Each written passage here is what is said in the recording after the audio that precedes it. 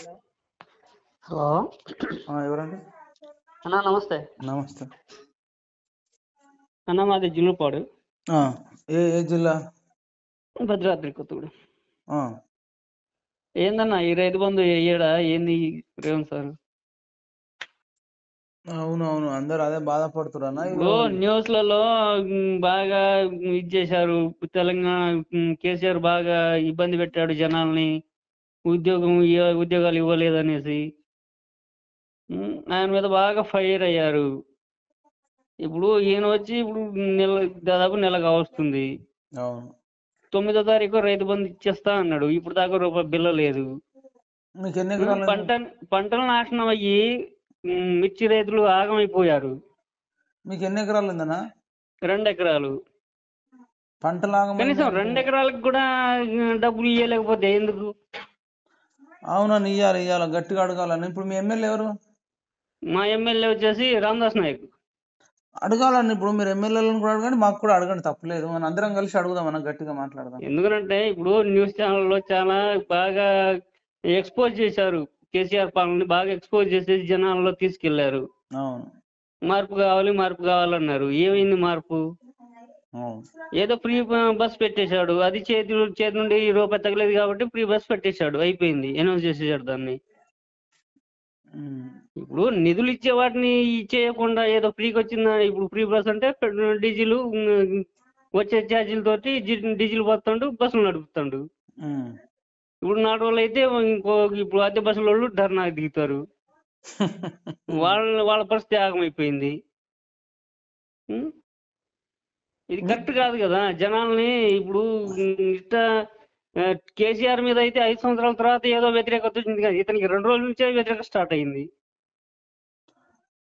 అవునవును ఇయ్యాల. ఇప్పుడు మీ పిల్లలు ఉన్నారనా? పిల్లలు ఉన్నారు, చదువుకుంటున్నారు. ఏం చదువుతారు? పాప 10th క్లాస్, బాబు వింటారు. ఓకే. వాళ్ళు ఏమన్నా ఇంకా దేనికన్నా జాబ్ ప్రిపేర్ అయిదాం అనుకుంటారు తర్వాత ఫ్యూచర్ లో? ఏదైనా ఉందా ఐడియాలకు కానీ మీకు కానీ? ఉంది. వాళ్ళు మంచిగా చదువుకుంటే వాళ్ళకి ఉంటది. వాళ్ళ ఫ్యూచర్ కోసమే కదా మనం ఇది చేసేది. అవునవును. అయితే మేము అప్పుడు ఎందుకు కొట్లాడినామంటే, ఇప్పుడు మీ భద్రాద్రి కొత్తగూడెం అన్నారు కదా. అవును. ఇప్పుడు వీళ్ళు జీవో అంటే గత ప్రభుత్వము బీఆర్ఎస్ పార్టీ జీవో 46 అని ఒకటి తీసుకొచ్చింది. దాని ప్రకారం ఏంటంటే, హైదరాబాద్ లో మనకు సైబరాబాద్ కమిషన్ అని, హైదరాబాద్ కమిషన్ అని, రాచకొండ కమిషనర్ అని ఉంటాయి అన్నట్టు. 53% జాబులు అక్కడ ఫిల్అప్ చేస్తూ, అక్కడ హైదరాబాద్ సరౌండింగ్ లో ఇప్పుడు నేను చెప్పిన ఆ పరిధిలో ఉండేటోళ్ళకి మాత్రమే అది ఎలిజిబుల్ అన్నమాట. అవి స్టేట్ లెవెల్ జాబులు. మార్కులు ఎక్కువ వచ్చినోడికి ఇవ్వకుండా అక్కడున్న చదువుకున్న వాళ్ళు, అక్కడ 1వ తరగతి నుంచి 7వ తరగతి దాకా చదువుకుంటే చాలని చెప్పారు. దానివల్ల ఏమైతుందంటే, వివిధ రాష్ట్రాల నుంచి వచ్చి ఇక్కడ సెటిల్ అయిన వాళ్ళు ఉంటారు కదా, ఒక 10 ఏళ్ల కిందనో, 7 ఏళ్ల కింద, 8 ఏళ్ల కిందనో. ఆ సెటిల్ అయిన వాళ్ళు చాలా మంది బోనాఫైడ్ తీసుకొని చదువుకున్న వాళ్ళు ఉంటారు కదా, వీళ్ళంతా భవిష్యత్తులో వాళ్ళు లోకల్ అవుతారు. అవును. తర్వాత గతంలో కూడా ఇప్పుడు కొన్ని ప్రైవేట్ స్కూళ్ళలో కూడా కొందరు దొంగ సర్టిఫికెట్లు తెచ్చుకొని కూడా ఆమె ఇక్కడ స్కూళ్ళలో చదివినామని చెప్పేసి పోలీస్ కానిస్టేబుల్ దాంట్లో, ఎస్ఐ దాంట్లో ఉరికిరు అన్నట్టు మనకు సమాచారం ఉంది. మనం తెలంగాణలో పుట్టినోడు నాన్ లోకల్ అయ్యిండు. అవునవును. ఆంధ్ర, రాయలసీమ, రాజస్థాన్, బీహార్, గుజరాత్, బొంబాయి, ఇట్లా అక్కడికి వెళ్ళి వచ్చి ఇక్కడ సెటిల్ అయినోడేమో లోకల్ అవుతుంది. మీకు అర్థమవుతుందా బాధ? అర్థమైంది. ఇప్పుడు ఎందుకు అడిగినా, మీకు పిల్లలు ఉన్నారు అంటే పుస్తకాలు పోలీస్ జాబ్ ప్రిపేర్ అయినా వాళ్ళకి మెరిట్ మార్కులు వచ్చినా జాబులు రాలేని పరిస్థితి. ఇప్పుడు మన పిల్లలు మన లెక్క ఎకరం 2 ఎకరాలలో ఏం సంపాదించేది ఉండదు అని మనకు తెలుసు కదా.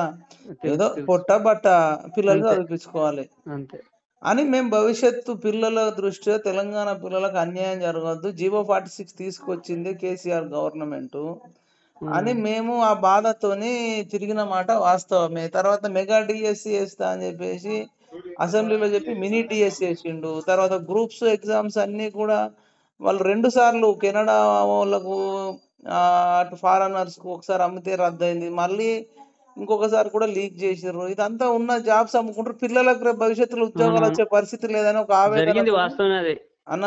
తర్వాత ఆమె ఎగ్జామే రాయలేదు, ప్రవళిక అది ఇదని చెప్తే హాల్ టికెట్ అంతా బయట పెట్టిన తర్వాత ఇక నోట్లోకి వెళ్ళి మాట వెళ్తలేదు కేటీఆర్. అలా అంతా అక్రమాలు, అవినీతి చేసి జాబులు అమ్ముకున్నారు. కాబట్టి మనము భవిష్యత్తు పిల్లల దృష్ట్యా మా స్వార్థం కోసం కాదు, నాకు పొలం పంచేది లేదు, గట్టు పంచేది లేదు కేసీఆర్ కుటుంబంతో. అవును నేనేం కాంగ్రెస్ పార్టీలో నామినేటెడ్ పోస్టులు కూడా నాకేం తీసుకొని అనుభవిస్తలేను. అవును నేనేం కార్లలో తిరుగుతలేను. అంటే మనము చెప్తున్నా, అప్పుడున్న పరిస్థితి అప్పుడు అట్లా ఉండే, దారుణం ఉండే.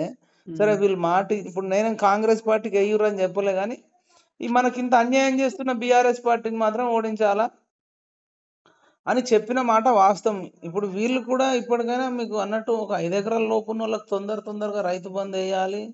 ఆ వృద్ధులకు కూడా మాట ఇచ్చారు కాబట్టి పెన్షన్ వేయాలి. దాని తరఫున కొట్లాడదాం. ఇప్పుడు జరిగిన అది ఒకటి పెన్షన్ 4,000 అని చెప్పాడు, 2,000 వేసాడు. అది ఒక్క నెల వేస్తారేమో మరి. ఇక నెక్స్ట్ నెల నుంచి చూద్దామన్నా. ఒకవేళ మాట మీద నిలబడకపోతే మనం అందరం కలిసి ఉద్యమిద్దాం. నేను ప్రజల వైపు, రైతుల వైపు, నిరుద్యోగుల వైపే ఉంటాను. సరేనా? ఇప్పుడు ఏందనంటే రైతులు తీవ్ర ఇబ్బందులు ఉన్నారు. మిర్చి తోట, పత్తి పంట పోయింది, వర్షానికి దెబ్బతిన్నది. 10 క్వింటాలు దాటి వస్తుంది అనుకున్న పత్తి పంట ఇప్పుడు 10 క్వింటాలు కదా 5 క్వింటాలు వచ్చే పరిస్థితి లేదు. మొత్తం పురుగుబడి రేట్లు కూడా ఈసారి 6,000 రేట్లు కూడా అంతంత మాత్రమే. ఆ కూలీలకి ఈ రోజు కూలి వచ్చేసి 400 రూపాయలు. అవునన్నా, ఇప్పుడు చాలా అన్యాయం ఉంది. దానికి సంబంధించి రైతులకు ఆ సంబంధించి విషయం ఆలోచించి కొంచెం దీని మీద దృష్టి పెడితే బాగుంటది అనేసి రేవంత్ సర్కార్. అవును, అడగాలి. ఇప్పుడు మీరు లోకల్ బట్టి విక్రమార్క మంత్రిని, తర్వాత పొంగులేటి శ్రీనివాస్ రెడ్డిని, మీరు అన్న రామదాస్ నాయకుని కూడా ఈ మీరు పొంగులేటి ఏందన్నా ఇంత చేసి చివరికి 7,700 కోట్లు తన కాంట్రాక్ట్ నిధులు, రైతు బంధు నిధులు కాంట్రాక్ట్ కింద బదిలీ చేసుకోవడం అన్యాయం కాదా అది? నాకు ఆ విషయం తెలియదన్న, నేను తెలుసుకుంటాను. నీకు ఏదైనా ఇన్ఫర్మేషన్ ఉంటే కూడా నాకు వీడియో పంపండి. మనమైతే ఇప్పుడు ఖచ్చితంగా ఈ రైతుల తరపున మనం ఉందని, నేను మీరు ఏది చేసినా కార్యక్రమానికి నేను సపోర్ట్ ఉంటే, అవసరం అనుకుంటే వస్తా కూడా. అవసరం అనుకుంటే హైదరాబాద్ లో కూడా మేము ఒక కార్యక్రమం కూడా తీసుకుందాం. ఒక వారం రోజులు టైం, ఒక వారం 10 రోజులు టైం ఇచ్చి. సరేనా? కొంచెం ఈ రైతు బంధు విషయంలో కొంచెం ఎక్స్పోజ్ చేయండి. ఓకే, చేస్తా. Okay, thank you.